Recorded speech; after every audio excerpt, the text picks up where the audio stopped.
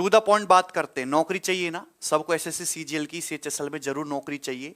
तो एग्जाम्स की नोटिफिकेशन आ चुके हैं सन 2021 के एग्जाम्स की। तो सबसे पहले मैं खासकर आज की वीडियो में सीजीएल और सीएचएसएल के बच्चों के लिए मैं बात करूंगा।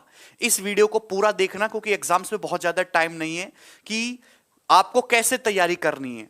सबसे पहले मैं एग्जाम पैटर्न की बात करूं तो सभी को पता है कि 25 क्वेश्चन आपके हर सेक्शन से पूछे जाते हैं। एक क्वेश्चन 2 मार्क्स का होता है, नेगेटिव मार्किंग भी है यहां पे 1/4 की। टोटल 60 मिनट का टाइम है और आपके पास 100 क्वेश्चन होते हैं मेरे दोस्त। यानी कि एक सवाल को सॉल्व करने के लिए आपको 1 मिनट से भी कम टाइम लगता है। हालांकि जो जीके वाले क्वेश्चन है और इंग्लिश वाले क्वेश्चन है इनके लिए तो आपको 10-10 सेकंड का ही टाइम चाहिए। जो मेन टाइम जाता है आपका इन दोनों टॉपिक्स में जाता है। क्योंकि मैं एक मैथ का टीचर हूं तो इसलिए मैं आपको बता रहा हूं कि क्वांटिटेटिव एप्टीट्यूड के 25 क्वेश्चन आते हैं। अगर पेपर इजी हुआ तो आपकी स्पीड इतनी होनी चाहिए कि आप 12 से 13 मिनट में कर पाओ। कि पेपर 2 ही कैटेगरी में डिवाइड होगा, इजी टू मॉडरेट या फिर moderate to difficult level. Pre के हिसाब से बात कर रहा हूं। मैक्सिमम कितना भी हो जाए 20 से 25 मिनट में तो आपको पेपर करना ही करना है। 20 से 25 मिनट, 25 मिनट से अगर आप ज्यादा ले रहे हो, आप मॉक टेस्ट लगाते टाइम भी, तो इसका मतलब आपकी तैयारी बहुत सही दिशा में नहीं है। इतनी स्पीड अपनी मजबूत करिए कि आप पेपर मैक्सिमम 25 मिनट में कर पाओ, चाहे कैसा भी पेपर आए प्री के हिसाब से। चलिए देखिए मेरे दोस्त, ये चारों ही एग्जाम्स यहां पे लिखे हुए हैं। सीजीएल टीयर 1 के पेपर में जो है 4 ही महीने बचे हैं। सीएचएसएल का जो 2021 का टीयर 1 का पेपर है वो मई 2022 में होना है, केवल 5 महीने का टाइम है। एमटीएस के पेपर में 6 महीने का टाइम है, जून के महीने में होता है। और सिलेक्शन फेज 10 का जो पेपर है वो जुलाई में, इसमें 7 महीने बाकी हैं। तो 4, 5, 6, 7 महीने में आपके सारे पेपर हैं। सीपीओ के साथ थोड़ा गड़बड़ है। सीपीओ की जो डेट दी है उसने 1 साल के बाद दी है, अगले साल दिसंबर में। पर ये जो 4 एग्जाम है ये आपके अगले 6 महीने में पूरे हो जाने हैं। और एसएससी ने पिछले 1 साल में जो टेंटेटिव डेट दी है उस डेट पे उसने एग्जाम कराया है। तो ये आप मान के चलिए कि इन डेट पे आपके एग्जाम हो जाने हैं। तो इसी को टारगेट करके आपको अपनी तैयारी करनी है। अब देखिए तैयारी करने वाले स्टूडेंट 3 टाइप के होते हैं। एक तो जस्ट बिगिनर, बिल्कुल फ्रेश फैक्ट्री से निकाला हुआ जो जस्ट ग्रेजुएट हुआ है। दूसरा कि जिसने थोड़ा थोड़ा पढ़ना शुरू कर दिया, जो सिलेबस के बारे में जानता है, जो पैटर्न के बारे में जानता है ना, जो कोचिंग करना शुरू कर दिया, उसने कहीं ऑफलाइन लोकल कोचिंग ली है। और दूसरे खूंखार एकदम जहरीला बालक 2-3 साल से रगड़ रहा, उसने सारा प्रीवियस ईयर भी लगा लिया और वो हाई लेवल क्वेश्चंस भी प्रैक्टिस करना शुरू कर दिया है। तीनों बच्चों के लिए पढ़ने का तरीका अलग होगा और तीनों के एग्जामिनेशन की स्ट्रेटजी भी अलग अलग होगी। वो आप अपने हिसाब से डिसाइड करोगे। मैं आपको जो गाइड कर सकता हूं वो मैं बता रहा हूं। क्वांटिटेटिव एप्टीट्यूड के लिए जो अर्थमेटिक का वेटेज है वो 40 से 50% है एसएससी के एग्जाम्स में। ये आप ध्यान रखिए। एडवांस का वेटेज ज्यादा है इस टाइम। एडवांस का जो वेटेज है वो 50 से 60% तक हो चुका है मेरे प्यारे भाई। 25 सवाल में से मोर देन 13 क्वेश्चन आपके एडवांस मैथ से आएंगे और 2 से 3 क्वेश्चन आपके डीआई के फिक्स हैं। 2 से 3 क्वेश्चन आपके डीआई के फिक्स हैं। अर्थमेटिक में आपको 2 चीजों पे काम करना है, आपकी स्पीड पे। आपको सवाल तो बहुत सारे करने आते हैं, शॉर्टकट भी आपको सारे पता है, पर आपकी स्पीड बहुत ज्यादा तेज नहीं है। तो जब आप पूरा पेपर अटेम्प्ट ही नहीं कर पाओगे तो सिलेक्शन कैसे होगा। दूसरी बात कि जो 10-12 साल पुराने सवाल उनमें डाटा बहुत इजी है। 10%, 20%, 15%, 2:3, 3:4 ऐसे सिंपल डाटा आजकल यूज नहीं होते हैं। सवाल तो वही पूछे जाते हैं लेकिन थोड़ी न्यूमेरिकल वैल्यू को, डिजिट्स को बड़ा कर दिया है, डेसिमल का ज्यादा यूज किया गया है। तो आप फ्रेश सवालों की ज्यादा प्रैक्टिस करें जो रिसेंटली 4-5 सालों में पूछे गए। आपको अपनी कैलकुलेशन को मजबूत करना, और कैलकुलेशन का कोई शॉर्टकट नहीं होता। छोटी छोटी आप शॉर्ट वीडियोस देख के अपनी कैलकुलेशन को मजबूत नहीं कर सकते। It takes lot of time. एक लंबा प्रोसेस है 3 से 4 महीने का। जितने ज्यादा सवाल प्रैक्टिस करोगे, सवालों को जल्दी करने की जितनी कोशिश करोगे, जल्दी जल्दी जल्दी करना, जल्दी करना, जल्दी करना, जब आपके दिमाग में ये चीज घूमती रहेगी तो आपकी कैलकुलेशन अपने आप मजबूत होगी। एडवांस में देखिए आप अपनी एक ना शॉर्ट नोट बुक बना ली, शॉर्ट बुक, जिसमें आप सारी थ्योरीज, फॉर्मूला, की पॉइंट्स को लिखते रहें। छोटे छोटे की पॉइंट की ये आएगा, ये इंपॉर्टेंट बात है, कहीं मैं इसको भूल ना जाऊं। जब आपका एग्जाम टाइम होगा तो उसको रिवीजन करना। ये आपको खासकर एडवांस मैथ के लिए करना है। एक बात और कि कैलकुलेशन को मजबूत करने के लिए आपको डेली 20 मिनट से, देखिए हर स्टूडेंट के अलग अलग टाइम हो सकता है, 20 मिनट से आधे घंटे आपको देना है। 30 तक पहाड़ याद होना मैंडेटरी है। 1 से लेके मेरे हिसाब से तो आप कम से कम 50 तक स्क्वायर याद करिए, वो बड़े काम के हैं। क्यूब आपको याद करने हैं 1 से 25 तक, लेकिन ये काफी नहीं है। आपको क्या होगा कि लग रहा होगा कि मैं कितनी मजाक कर रहा हूं, लेकिन ये बहुत सीरियस बात है बेटा, बहुत सीरियस बात कर रहा हूं मैं, आपको होना चाहिए। लेकिन इसके अलावा आपको एक यूज आनी चाहिए, एक ऐसी चीज जिसके साथ खेलना आपको आना चाहिए, अप्रोक्सीमेशन। बच्चे एग्जैक्ट गुणा करने में लग जाते नहीं, जिस दिन आप अप्रोक्सीमेशन का अच्छा खासा यूज करना सीखेंगे उस दिन आपका जाके फाइनल सिलेक्शन होगा। आपको यूनिट डिजिट से सवालों को सॉल्व करना आना चाहिए कि कहां यूनिट डिजिट लगेगा कहां नहीं लगेगा। आपको डिजिटल सम का, देखिए ये ऐसा नहीं है कि डिजिटल सम सीख ले तो हर सवाल में जबरदस्ती लगवाऊंगा, नहीं, यह भी पता होना चाहिए कि किस सवाल में अप्रोक्सीमेशन लगाना है, किस में यूनिट डिजिट से करूंगा, किस में डिजिटल सम से करूंगा, और किस सवाल को मैं केवल ऑप्शन अप्रोच से सोल्व करूंगा विदाउट सॉल्यूशन किए। यह होता है कंप्लीट कैलकुलेशन है भाई। वो जापानी गुणा करना ये नहीं होता कैलकुलेशन, छोटी छोटी ट्रिक्स नहीं होती कि वैदिक मैथ से स्क्वायर निकालना सिखा ले, ये कोई कैलकुलेशन नहीं। This is the real calculation, आपको ये सीखना है, ठीक है। और ये एक लंबा प्रोसेस है, इसमें समय लगता है। एक बात कि अगर आप स्टार्टिंग फेज में हैं तो बहुत ज्यादा हाई क्वेश्चंस की आपको प्रैक्टिस बिल्कुल नहीं करनी है। आपको सबसे पहले अपने टीचर्स पे भरोसा रखना है। हर टीचर अच्छा है, जिसकी ट्यूनिंग आपके साथ बैठते हो आप उसी से पढ़ाई करें और अपना सिलेबस कंप्लीट करें। उसके बाद सबसे पहले प्रीवियस ईयर क्वेश्चन करें। हाई लेवल क्वेश्चंस आपको बिल्कुल प्रैक्टिस नहीं करने हैं अभी, कि बच्चे फेसबुक से पीडीएफ डाउनलोड कर लेते हैं, है ना, गूगल पे सर्च मारते हैं top 100 tough question for geometry, PDF आ जाएगी, उसको सॉल्व करेंगे। अरे बनाओगे तो हालत खराब हो जाएगी ना, वो ऐसे नहीं करना, आपको प्रीवियस ईयर सवाल ही लगाना है। प्रीवियस ईयर में भी खासकर 2016, 17, 18, 19 और 20 इन 5 सालों के ही पेपर लगाने हैं। और सारी पीडीएफ हमारे टेलीग्राम चैनल पे अवेलेबल हैं। मैं और वहां से उनको डाउनलोड कर लेना, नहीं तो आप हमारी बुक्स ले सकते हैं अमेजन फ्लिपकार्ट से, ठीक है। एक बात और कि इसके केवल मेंस के नहीं, आपको प्री के भी क्वेश्चन लगाने हैं। अगर आप सीजीएल की तैयारी कर रहे हैं तो ऐसी बेवकूफी ना करें कि आप सीएचएसएल के क्वेश्चन नहीं लगा रहे। आप सीएचएसएल के लिए भी लगाइए, आप सीपीओ के भी लगाइए, आप एमटीएस के एक बार को स्किप कर सकते हैं, आप सीडीएस के क्वेश्चन को भी जरूर लगाइए। साल में 2 बार पेपर होता है उसका।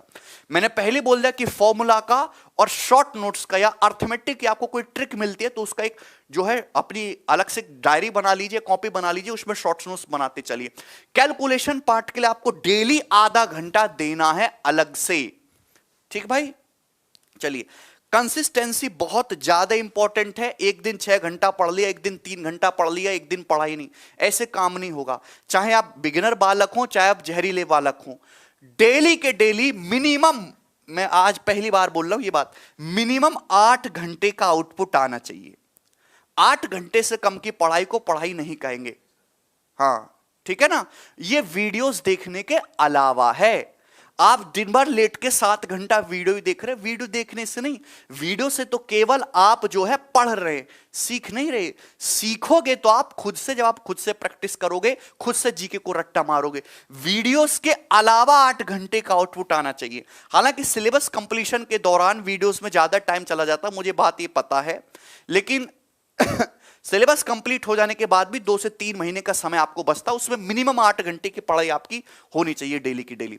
रीजनिंग का लेवल पिछले 2 सालों से, हालांकि मैंने पेपर तो देखा नहीं, लेकिन जहां तक बहुत सारे बच्चे हजारों कमेंट करते हैं, सर रीजनिंग को कैलकुलेटिव किया जा रहा है, पहले से थोड़ा पैटर्न बदला है, लेंथी बनाया गया है, तो आप पिछले 2 सालों के रीजनिंग के आए हुए सवालों को जरूर सॉल्व करें। और मॉक टेस्ट आपको जरूर लगाने। देखिए मॉक टेस्ट आपको ऐसे नहीं कि केवल आप नए ही मॉक टेस्ट लगा रहे हैं, आप प्रीवियस ईयर के मॉक टेस्ट भी लगाइए। एज इट इज आपको प्रीवियस ईयर के मॉक मिल जाएंगे, उससे आपको पता चलेगा कि आप कहां पे स्टैंड करते हैं। Counting of figures, calendar, clock, ये 3 टॉपिक ऐसे हैं जिनसे कहते हैं कि सर हमें तकलीफ होती है, तो इन चैप्टर को आप रीजनिंग में अच्छे से तैयार करें। बाकी तो इजी इजी चीजें हैं, आप कर ही लोगे। ओके, एक बच्चा जो है तैयारी करना शुरू किया तो पहले वो 25 किताबों का भंडार लगाता है कि अब पढ़ना शुरू करूंगा। तुम पढ़ ही नहीं सकते, कैसे पढ़ोगे 25 किताब? ना तो आपको बहुत ज्यादा किताब खरीदनी है और ना ही आपको बहुत ज्यादा टीचर्स को फॉलो करना है। आप अपनी प्रैक्टिस के लिए बहुत ज्यादा किताब और बहुत सारे टीचर्स को फॉलो कर सकते हैं, बट जब आप प्रिपरेशन के फर्स्ट फेज में हो, एक सिंगल टीचर पे भरोसा रखिए जिससे आपकी ट्यूनिंग बैठती हो, जहां से आपको समझ में आता हो या जिस पे आपको भरोसा हो। हर टीचर अपने आप में बढ़िया, पूरी चीज सीक्वेंस में पढ़ाते हैं ऑनलाइन माध्यम में, ठीक है दोस्त। उसके बाद आप सबसे पहले प्रीवियस ईयर की किताब खरीदिए, ये वाली बेस्ट है, ठीक है, और इसको लगाना शुरू करिए और शुरू से लेकर आखिर तक पूरा लगाइए। बहुत ज्यादा कंटेंट के पीछे आपको नहीं भागना है, कंटेंट आपके अंदर से ही उत्पन्न होगा, ठीक है ना। चलिए देखिए, इंग्लिश के लिए हालांकि मेरी इंग्लिश कोई बहुत ज्यादा अच्छी नहीं है, पर सबसे पहले आपका जो मॉर्निंग का शेड्यूल होना चाहिए कि जैसे ही आप सुबह उठे तो आपको कम से कम 1 घंटा अपनी वोकेबलरी के लिए, या आप कोई न्यूज़पेपर वगैरह पढ़ते हैं या रीडिंग के लिए देना चाहिए, या करंट अफेयर के लिए 1 घंटा तो इसके लिए अलग से निकालना चाहिए। 1 घंटा और आधा घंटा आपकी कैलकुलेशन के लिए। वोकेबलरी में आपको मिनिमम ये टारगेट बना लीजिए। देखिए, टारगेट बेस्ड पढ़ाई करनी है, हर स्टूडेंट का अलग अलग होता है कि minimum 20 words, 20 idioms, 15 antonym, 15 synonym, ये मुझे करने ही करने हैं। आपकी कैपेसिटी ज्यादा है, आप 20 की बजाय 50 कर लीजिए। लेकिन डेली सुबह उठते ही सबसे पहले जो काम होता है एसएससी की तैयारी करने वाले विद्यार्थी का, वो वोकेबलरी तैयार करना होता है। डेली वोकेबलरी जो है सुबह 1 घंटा उठते ही पढ़िए। उसके बाद ग्रामर की प्रैक्टिस डेली करनी है, चाहे आपने ग्रामर पढ़ी हो या ना पढ़ी हो, डेली प्रैक्टिस करनी है। आपके सामने क्वेश्चंस आएगा, आपने उसको देखा, उसका आपने एक्सप्लेनेशन पढ़ लिया, उससे सबसे ज्यादा मजबूत होती है। बच्चे ये गलती करते हैं, सिलेबस तो कंप्लीट नहीं हुआ, क्या करूंगा पढ़ के, ऐसा नहीं होता बेटा। डेली आपको 20 वॉइस के क्वेश्चन करने तो करने, हर किसी को अंग्रेजी आती है। आप देखिए, उसका एक्सप्लेनेशन देख लीजिए, वो चीज आपके दिमाग में रहेगी, टिकी रहेगी। और जब आप एक जैसे 4-5 सवाल कर लोगे ना, तो वो चीज बिल्कुल फिट हो जाएगी। सिलेबस पूरा होने का इंतजार मत करिए अंग्रेजी में, अभी से पहले दिन से ही प्रैक्टिस करना शुरू कर दीजिए प्रीवियस ईयर की किताबों से। ये आपके सामने लिखा हुआ है। रीडिंग आपको 20 मिनट्स डेली करना है कम से कम। हालांकि अगर आप इंग्लिश माध्यम से, आपकी रीडिंग्स बहुत अच्छी है, आपकी अंग्रेजी भी बहुत अच्छी है, तो आप इस चीज को इग्नोर कर सकते हैं। खासकर यूपी बोर्ड वाले जिनको अंग्रेजी से बहुत डर लगता है, केवल डर भगाने के लिए आप ये चीज करिए। फायदा कोई बहुत ज्यादा एसएससी की फील्ड में रीडिंग करने का होगा नहीं, बैंकिंग में ज्यादा महत्वपूर्ण है। 5 पैरा जंबल और 2 सेट्स ऑफ क्लोज टेस्ट आपको डेली लगाने हैं, ठीक है भाई। करंट अफेयर्स बहुत ज्यादा इंपॉर्टेंट है, क्योंकि 25 में से मिनिमम 5 क्वेश्चन अब करंट अफेयर से आते हैं। पिछले 2-3 साल से मैं पैटर्न देख रहा हूं। पर प्रॉब्लम यह है कि करंट अफेयर बहुत ही ज्यादा टेक्निकल, और मतलब बच्चों को उम्मीद नहीं होती कि ये भी आ जाएगा, और ये बहुत वास्ट है। इतनी सारी चीजें होती है, हमारे देश में विकास हो ही रहा है, तो बहुत सारी नई नई चीजें होती है, कहां तक रट्टा मारोगे। तो करंट अफेयर जो है डेली आप कर पाते हो तो ठीक है, अदरवाइज मंथली जो है शॉर्ट वीडियोस आती है। मंथली एक पूरा का पूरा जंबल आपको कलेक्शन मिल जाएगा, आप उसको मंथली जरूर करिए रिवाइज। करंट अफेयर आपको मिनिमम पिछले 6 महीने का करना है, आपके एग्जाम डेट के पहले तक का मिनिमम, कम से कम बात कर रहा हूं। लेकिन 1 साल तक के सवाल पेपर में पूछे जाते हैं, मिनिमम 6 महीने का तो करना ही करना है, ठीक है भैया। चलिए, और सबसे लास्ट में कि वीक में, हफ्ते में 1 दिन ऐसा निकाले, सैटरडे संडे, जो भी आपको सुविधा लगे, जिसमें आपको सबसे पहले कि उस हफ्ते में जो भी पढ़ाई करी है उसका रिवीजन करना है, जो आपने शॉर्ट नोट्स बनाए हैं उसको देखना है, और यह देखना है कि इस हफ्ते में मैंने कितना आउटपुट निकाला और पहले से कितना ग्रोथ हुआ, ठीक है। और मेहनत करिए बेटा, बिना मेहनत के कुछ भी फायदा नहीं होने वाला। डेली के डेली 8 से 10 घंटे का आउटपुट निकालिए। समय कोई बहुत ज्यादा है नहीं कि अभी तो 4 महीने बाकी है, 5 महीने बाकी है, दिन ऐसी हवा में उड़ जाते हैं।